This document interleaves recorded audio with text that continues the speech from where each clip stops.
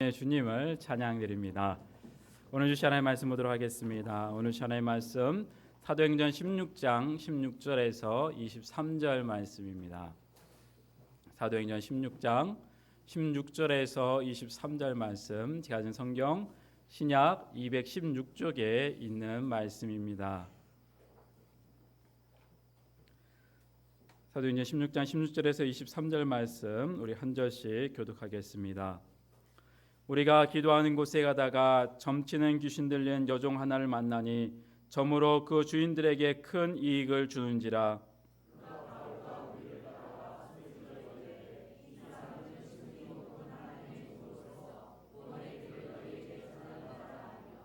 이같이 여러 날을 하는지라.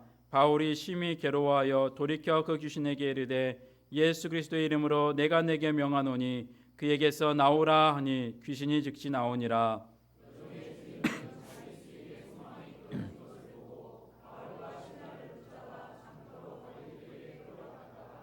상관들 앞에 데리고 가서 말하되 이 사람들이 유대인인데 우리 성을 심히 요란하게 하여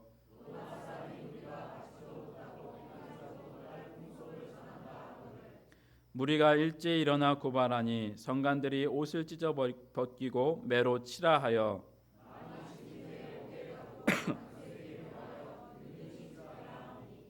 아멘. 이 시간 담임 목사님 나오셔서 무엇에 붙들려 사십니까? 라는 제목으로 말씀 전해주실 때 은혜 많이 받으시기 바랍니다. 한 주간 평안하셨습니까? 마음이 좀 불안하고 떨리고 그러세요? 아마 그러신 분들은 이 자리에 없는 것 같아요. 잘 지내신 것 같은데 그래요. 메르스가 지금 많이 확산 소문도 들리고 하는데 그래도 뭐 약국도 가서 마스크도 사고 뭐 슈퍼마켓 가서 먹을 것도 사고 다 하시잖아요. 어차피 해야 되는 그런 상황 속에 있는데 우리가 할 수 있는 것은 하나님 앞에 기도하는 것인 줄 압니다. 이 상태가 빨리 진정되고 나라가 평안할 수 있도록 나 개인의 위생만 가지고 두려워 떨고 이럴 것이 아니라 이 나라가 평안하기 위해서 기도하는 저와 여러분이 되었으면 좋겠습니다. 어떤 사람이 차를 가지고 일을 보러 나갔는데요. 주차 공간을 찾지 못해서 몇 바퀴를 돌다가 결국에 시간은 다가오고 주차 금지 구역에다가 차를 세우게 되었습니다. 차 위에다가 쪽지 한 장을 써놓고 갔어요. 쪽지 내용이 이렇습니다. 이 주변을 15분 동안 찾아봤지만 주차할 곳을 찾지 못해서 이곳에 세웁니다. 지금 차를 세우지 못하면 저는 일자리를 잃게 됩니다. 잠시 후에 돌아와 봤더니 그렇게 써놓고 갔는데도 차 위에 주차 위반 딱지가 하나 딱 붙어 있어요. 그리고 그 옆에 또 쪽지가 하나 있어서 읽어보니까 이렇게 써 있습니다. 저는 이 구역을 15년 동안 돌고 있는 순찰자입니다. 제가 만약 스티커를 발부하지 않으면 제가 일자리를 잃게 됩니다. 이렇게 썼다고 그럽니다. 참 이렇게 우리가 인생을 살아가다 보면 서로 다른 입장과 생각들이 충돌을 일으킬 때가 많이 있습니다. 오늘 본문에는 영적인 충돌의 현장이 나오고 있습니다. 헛된 것에 붙잡히고 묶여 있는 사람들, 그리고 그들의 묶인 것을 풀어주려고 하는 성령의 사람들 간의 충돌이 일어나는 것을 볼 수가 있습니다. 본문을 살펴보면 유럽의 첫 도시 빌립보에서의 선교 사역은 기도하는 일로 시작이 됩니다. 기도하러 가는 중에 용하다고 소문난 점치는 귀신 들린 여종 하나를 만나게 됩니다. 16절 말씀 다시 보겠습니다. 우리가 기도하는 곳에 가다가 점치는 귀신 들린 여종 하나를 만나니 점으로 그 주인들에게 큰 이익을 주는 자라. 이 점치는 귀신 들린 여인이 종이다 그랬어요. 노예라고 하는 말이죠. 주인의 노예로서 귀신이 들려서 사람들의 미래를 점쳐주고 주인에게 돈벌이를 해주는 여자였습니다. 로마 시대인데요. 이때의 종, 노예라고 하는 것은 어떤 존재일까요? 종은 자기 뜻이 없습니다. 자기 결정권이 없어요. 오로지 주인의 뜻과 주인의 생각만이 있을 뿐입니다. 또 종은 자기 재산도 없습니다. 자기가 쓰고 관리하는 모든 것이 다 주인의 것입니다. 종은 제 몸까지도 다 주인의 거예요. 물건처럼 사고 팔고 할 수 있는 그런 존재가 종, 노예였습니다. 이 점쟁이 여인, 이 여인은 바로 이런 비참한 노예의 신분에 처해 있는 사람이었어요. 그런데 그 여종이 바울 일행을 보더니 따라오면서 소리를 질러댑니다. 17절 말씀 우리 같이 한번 읽을까요? 시작. 우리를 따라와 소리질러 이르되 이 사람들은 지극히 높은 하나님의 종으로서 구원의 길을 너희에게 전하는 자라 하며, 놀랍게도 초면인 이 귀신 들린 점치는 여종이 바울 일행을 귀신같이 알아봅니다. 이 사람들은 지극히 높은 하나님의 종으로서 구원의 길을 너희에게 전하는 자다. 여종의 이 말을 들어보면 그 말 내용 자체가 다 맞는 말이에요. 맞는 말을 하는데 바울이 지금 괴로워했다 그럽니다. 18절 말씀을 보겠습니다. 이같이 여러 날을 하는지라 바울이 심히 괴로워하여 돌이켜 그 귀신에게 이르되 예수 그리스도의 이름으로 내가 내게 명하노니 그에게서 나오라 하니 귀신이 즉시 나오니라. 자, 바울이 심히 괴로워했다 그랬는데 왜 그렇게 괴로웠을까요? 바울 일행이 유럽의 첫 성 빌립보 성에 와서 지금까지 한 것이라고는 겨우 루디안의 집 하나 전도한 것밖에는 성과가 없었습니다. 이 생면부지 낯선 곳에 와서 뭐부터 어떻게 해야 될지 아직은 좀 막막한 그런 상태였어요. 사람들이 이 바울을 알아주지를 않습니다. 그런데 사람들에게 용하다고 소문이 난 이 점쟁이가 알아보면서 몇 날 며칠을 따라다니면서 사람들 앞에서 지금 광고를 해주고 있잖아요. 이 사람들은 지극히 높은 하나님의 종들이다. 구원의 길을 너희에게 전해주는 사람이다. 여러분 생각해 보십시오. 잘된 거 아닙니까? 사람들이 이럴 거 아니에요. 이야, 저 사람이 누군가 그랬더니 대단한 사람이구나. 귀신도 알아보는 사람이구나. 저 사람이 뭐라고 하는지 한번 들어보자. 그럴 거 아니겠습니까? 틀린 말을 하는 것도 아니고 뭐 일부러 시킬 것까지는 없다 할지라도 지가 알아서 떠들면서 나를 띄워주고 있는데 그냥 놔두면 되는 것 아니겠습니까? 야, 역시 귀신도 나를 알아보는구나 하면서 헛기침이나 에헴 하면서 있으면 될 것 같아요. 그런데 뭐가 그렇게 괴롭다 하는 것입니까? 여러분, 여기서 이 귀신 들린 점쟁이 여성이 하는 그대로 놔둔다고 하면 어떻게 될까요? 바울 일행이 이 점쟁이 여성이 옳다고 인정해 주는 꼴이 되는 것입니다. 또 한편으로는 자칫 이 여자가 이렇게 하는 것을 기분 좋아라 하고 있는다고 하면 하나님이 받으셔야 될 영광을 사람이 가로채는 일이 되고 만다 하는 것입니다. 여러분, 이거 조심해야 됩니다. 여러분이 하나님의 일을 열심히 하셨습니까? 그래서 그 사역의 열매가 풍성합니까? 사람들이 나를 칭찬하고 내게 박수를 쳐줍니까? 바로 그때가 조심해야 될 때라는 것입니다. 내 사역의 결과로 하나님이 영광을 거두시고 하나님이 드러나고 사람들이 자꾸 하나님께로 다가가야 하는데 내가 드러나고 내가 영광을 받고 사람들이 자꾸만 내게 찾아오고 내가 영향력을 점점 더 행사하게 되면 그것이 위험한 일인 것입니다. 기껏 하나님의 일 열심히 한다고 해놓고서 내가 영광을 다 받아버리면 말짱 꽝인 거예요. 빨리 그럴 때는 숨으셔야 됩니다. 코빼기도 보이지 말아야 한다 하는 것입니다. 한국 교회가 이제 역사가 좀 깊어지면서 곳곳에서 담임 목사직을 승계하는 리더십이 이양되는 일들이 많이 벌어지고 있는데 때때로 아름답지 못한 이야기들도 들려옵니다. 평생에 걸쳐서 헌신적으로 목회를 하고 물러난 그 원로 목사님이 은퇴한 뒤에도 계속해서 영향력을 행사하면서 교회를 좌지우지하고 후임 목사를 힘들게 하고 자리를 잡지 못하게 한다 하는 이야기들이 종종 들려옵니다. 그러나 그렇지 않은 아름다운 리더십 계승이 이루어지는 경우들도 있습니다. 제 동기 목사님이 부임한 그 교회도 보면 그 은퇴하신 원로 목사님이 교회를 개척을 하셨어요. 개척한 그 교회에 그 목사님은 지금 후임 목사님은 그 교회에서 목사님에 의해서 예수를 믿게 된 그 교회 청년부 출신이에요. 그 자기가 가르친 그 청년 출신 목사를 후임 목사로 앉혀놓고 이 목사님이 딱 후임 목사가 첫 단에 선 그날로 해외로 선교사로 떠나버리고 와보지도 않는 거예요. 그래서 위임식을 한다고 목사님 이제 오셔서 위임식에 이게 일종의 이취임식 같은 거니까 오셔서 축하도 해주시고 좋은 말씀도 해주시면 좋겠습니다. 그렇게 전화로 하고 우편으로 편지를 보내도 이제는 나는 그 교회를 떠난 사람이다. 내가 더 이상 자꾸 나서면 다음 사람이 서지를 못한다라고 하면서 아예 위임식에 오지도 않았다 하는 그런 이야기를 제가 듣고 참 훌륭한 분이다. 제가 그런 생각을 했습니다.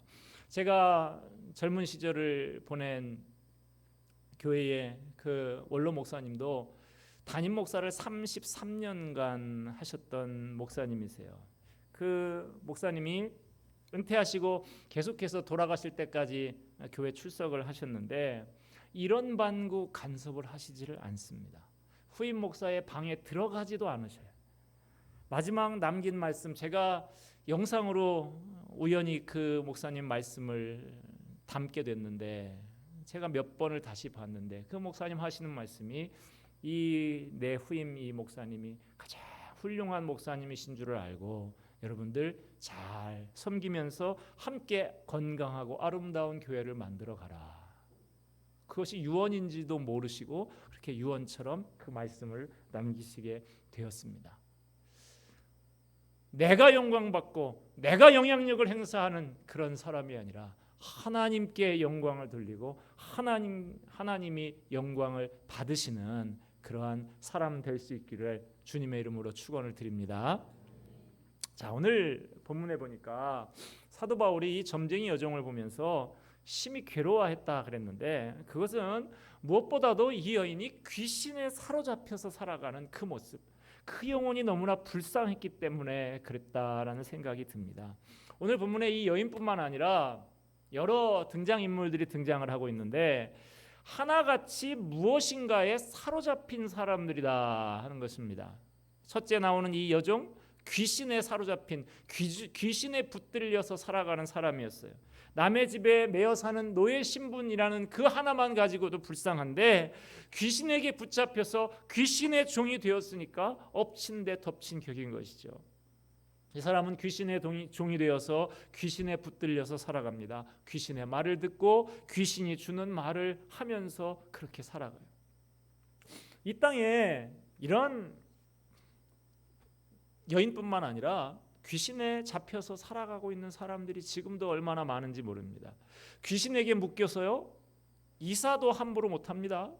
뭐 있는 날 뭐 없는 날 해가면서 저는 뭐 있는 날만 이사를 계속했는데 이사 비용이 싸서 그래도 잘 살아요. 지금까지 아무 문제 없는데 얼마나 사람들이 이거 두려워하는지 몰라요.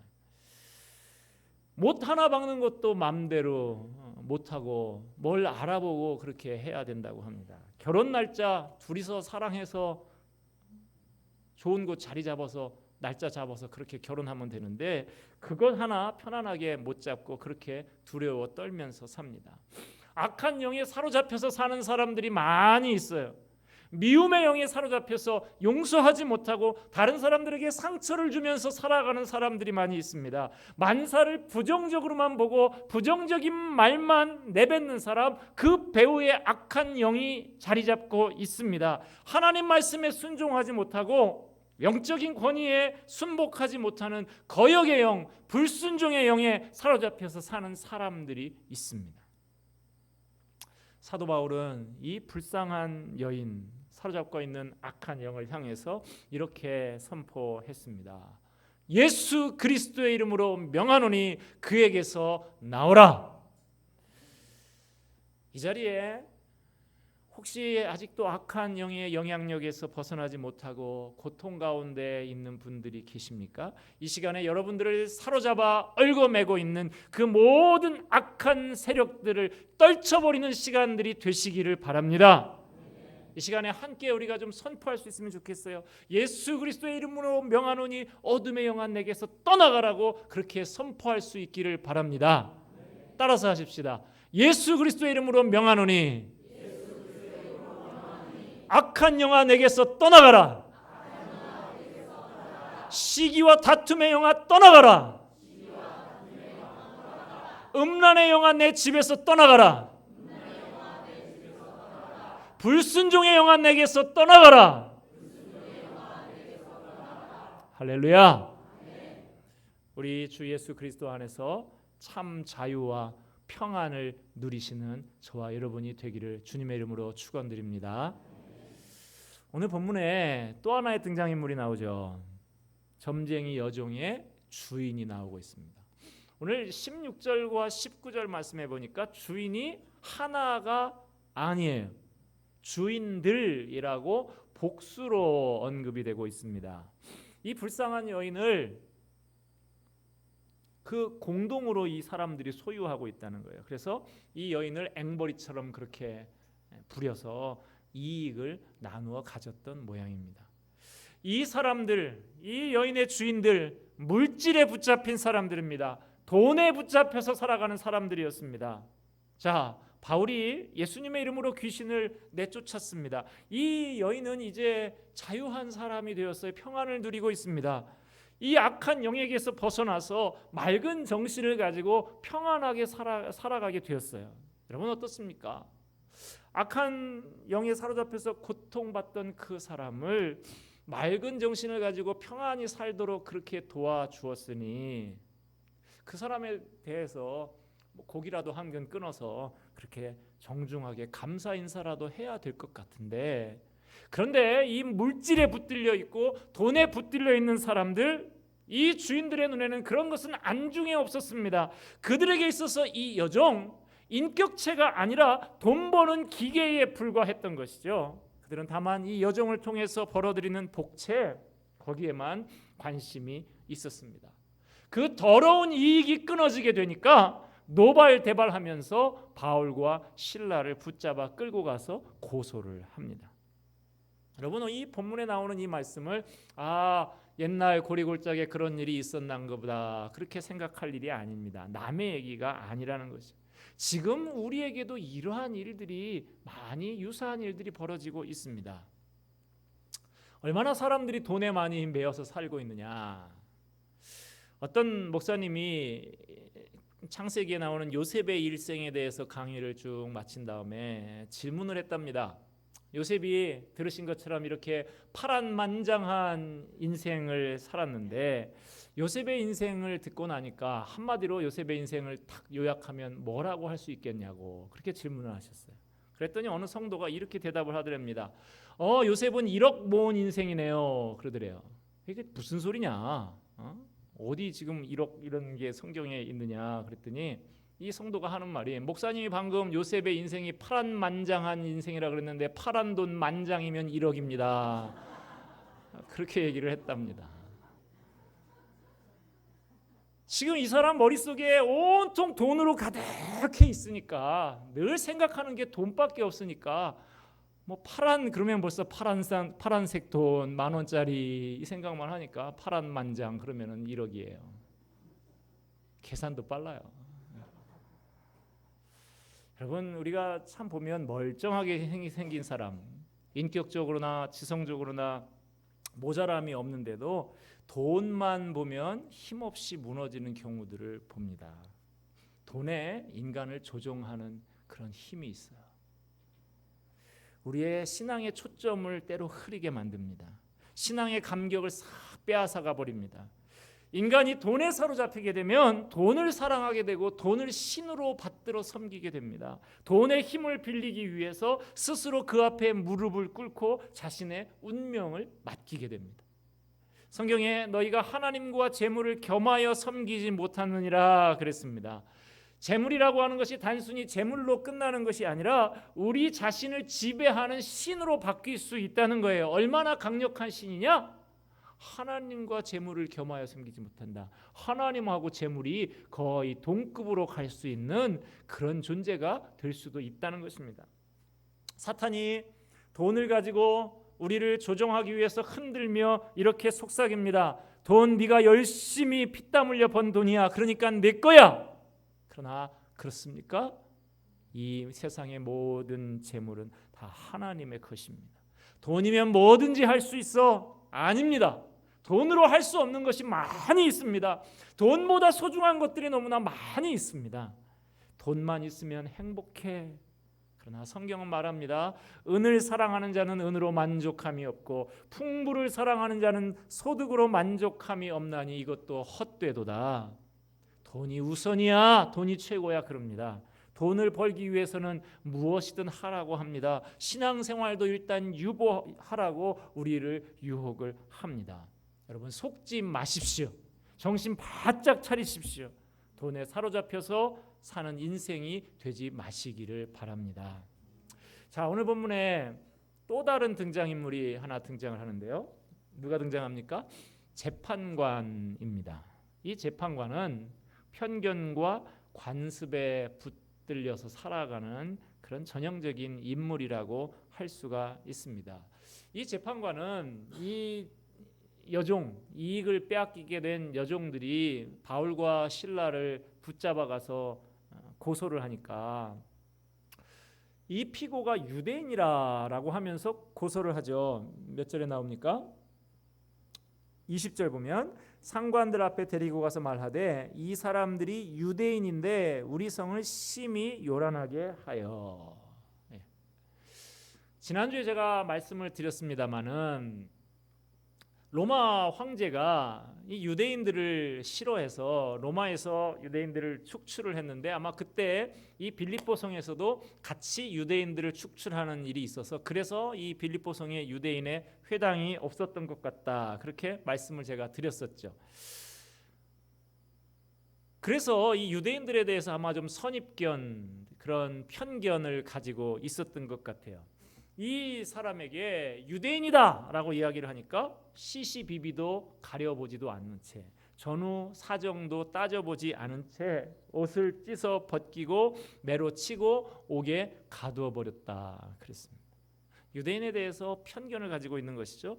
법관이라고 하면 가장 냉정하고 공정해야 될 사람인데 편견에 사로잡혀서 이런 어처구니 없는 일을 저지르고 있는 것이죠. 예수님 당시에 예수님에게 호된 책망을 받았던 사람들, 바리새인과 서기관들, 그들은 한결같이 전통에 매여서 관습에 매여서 살아가던 사람들이었습니다. 물론 좋은 전통도 있습니다, 여러분. 좋은 전통은 잘 지킬 수 있어야 되겠고 그 전통, 그 정신 살려내야 하겠습니다마는 전통 자체에 사로잡혀서 맹목적으로 전통과 관습에만 매여서 살아가게 되면 그 전통이 복음의 자리를 대신하고 진리를 대신하고 말씀을 대신하고 하나님의 뜻으로 둔갑해 버릴 수 있다는 것을 우리가 조심해야 한다는 것입니다. 이러한 관습에 사로잡힌 사람들이 늘 입만 벌리면 하는 말들이 뭡니까? 전에는 이렇게 했는데 전에는 이렇게 하지 않았는데 라는 말을 자꾸 하게 되어 있어요. 우리가 예배를 드리는데도요, 늘 익숙한 대로 내가 익숙한 대로 해야 예배라는 생각이 드는 거예요. 전통적인 예배 어떻게 시작합니까? 여기서도 종 쳤었죠. 예전에 저 창고에 보니까 종이 있던데 몇 번 쳤습니까? 3번 쳤어요. 예. 이게요 참 여러분 한 번 치면 안 됩니까? 2번 치거나. 근데 저도 그런 얘기를 제가 들었어요. 어느 제 친구 목사님 전도사 시절인가 갔는데 어느 교회 갔는데 이제 그 교회 부목사님이 예배 사회를 보면서 부임해가지고 종을 2번을 땅땅 쳤대요. 그랬더니 나중에 난리가 났대요. 종을 3번 쳐야 되는데 2번 쳤다고. 그게 무슨 상관이 있습니까, 여러분? 종을 치든 안 치든 1번을 치든 2번을 치든 이제 좀 정신을 집중해서 환기해서 하나님 앞에 나아갑시다. 그런 의미로 뭐 종을 칠 수도 있고 아니면 그걸 말로 대신할 수도 있는 것인데 그런 것들이 3번 치는 것들이 아마 그 교회 담임 목사님이 3번씩 치는 버릇을 했나 보죠. 그것을 계속 그것이 전통이 되고 관습이 돼서 2번 치면 이상한 거예요. 그래서 그것 가지고 애매한 사람을 잡는 것이다 하는 것이죠. 어떤 교회에서 강단에 보통 카페트를 많이 깔죠. 우리는 여기 지금 마루를 깔았습니다만 카페트를 까는데 보통 여러분 무슨 색깔을 많이 깔든가요? 제가 보면 대부분은 두 가지 색깔이에요. 하나는 빨간색 아니면 초록색. 그렇죠? 대부분 그래요. 다른 카펫을 까는 경우도 있습니다만 제가 있었던 교회들은 그런 전통에서 다 벗어났던 게 하나는 살색 카펫을 깔았었고 한 교회에서는 회색 카펫을 깔았었고 그랬었는데 상관이 없을 것 같은데 이 카펫 까는 문제를 가지고 교회에서 하는데 빨간색을 깔아야 된다는 사람 빨간파와 초록색을 깔아야 된다는 녹색파가 대립이 됐다 그래요. 그래서 위원회를 모여서 회의를 하는데 이 빨간파가 빨간색은 보혈색이다, 십자가의 색이다, 이거 해야 된다 그렇게 주장을 하고 이 녹색파는 녹색은 희망의 색이다, 평화의 색이다, 성장의 색이다, 이걸로 깔아야 된다. 이걸 계기로 해서 점점 간극이 벌어져 가지고 교회가 둘로 나뉘어지게 됐다는 거예요. 그래서 이 빨간색을 깔아야 된다는 사람들은 나가서 빨간 십자가 교회를 세우고 초록색으로 깔아야 된다는 사람들은 교회 이름을 늘 푸른 교회라고 지었다는 실제로 있는 이야기입니다. 이게 여러분 지금 들으면 한심한 이야기 같지 않습니까? 여러분 만두 장사가 제일 싫어하는 말이 뭔지 아세요? 속 터진다는 말이래요. 이 지나치게 관습에 매여 있는 이 사람들, 그래서 다른 사람들 판단하고 하는 이런 사람들 보면 정말 만두 장사는 기분이 안 좋을지 몰라도 속 터집니다. 이런 일이 있어서는 안 된다는 것이죠. 진흙이요 말라서 굳어 있으면 아무리 재주가 좋은 옹기장이라고 하더라도 그것을 가지고 그릇을 만들 수가 없습니다. 진흙이 물에 젖어서 말랑말랑해져야 유연해져야 옹기장이가 그 진흙을 빚어서 좋은 그릇을 만들 수가 있는 것이죠. 여러분 말랑말랑해지시기를 바랍니다. 말씀 안에서 성령 안에서 부드러운 사람이 될 수 있어야 합니다. 그래야 하나님 앞에 쓰임받는 귀한 그릇이 될 수 있는 것이죠. 여러분들에게 묻고 싶습니다. 지금까지 우리가 오늘 본문에서 세 종류의 사로잡힌 사람들을 봤는데요. 귀신에게 사로잡혀 있는 여인, 물질에 사로잡혀서 사람을 아랑곳하지 않고 있는 그 귀신 잡힌 여종의 주인들, 또 관습과 규례에만 사로잡혀 있었던 편견을 가지고 있었던 그 재판관. 다 다르지만 뭔가에 사로잡혀서 붙잡혀서 붙들려서 살아가는 사람들이었습니다. 우리들도 보통은 무언가에 사로잡혀 살아갑니다. 10대 때는 사랑에 붙잡히고 20대는 인기와 야망에 붙잡히고 30대는 사업과 일에 붙잡히고 40대는 소유와 정욕에 붙잡히고 50대는 권세에 붙잡히고 60대는 명예에 붙잡힌다. 이런 말이 있더라고요. 여러분 어차피 우리가 붙잡혀서 어딘가에 매여서 살아가야 한다고 하면 바른 곳에 붙잡혀서 살아가야 되지 않겠습니까? 신앙이라는 것은 어떤 의미에서는 붙잡히지 말아야 할 것들을 풀어 헤치는 것이요 붙잡혀야 할 곳에 제대로 붙잡혀서 살아가는 것이다. 그렇게 말할 수 있습니다. 여러분 악한 사탄이 틈타면서 우리를 붙들어 매려고 얼마나 몸부림을 강하게 하고 있는지 모릅니다. 우리의 손발을 꽁꽁 묶고 우리의 생각을 묶어놓고 우리의 마음을 묶어놔서 썩은 가치관으로 끌고 들어가려고 얼마나 애를 쓰는지 몰라요. 정신을 바짝 차려야 됩니다. 지금까지 나를 붙들고 있는 헛된 생각들, 허황된 것들, 나를 붙들고 있는 모든 것들을 이 시간 주님의 이름으로 다 풀어버리시기를 바랍니다. 성령의 불로 말씀으로 다 소멸시키시기를 바랍니다. 이제는 어떻게 살아야 할까요? 무엇에 붙들려서 우리가 살아가야 될까요? 성령에 붙들린 사람들 되시기를 바랍니다.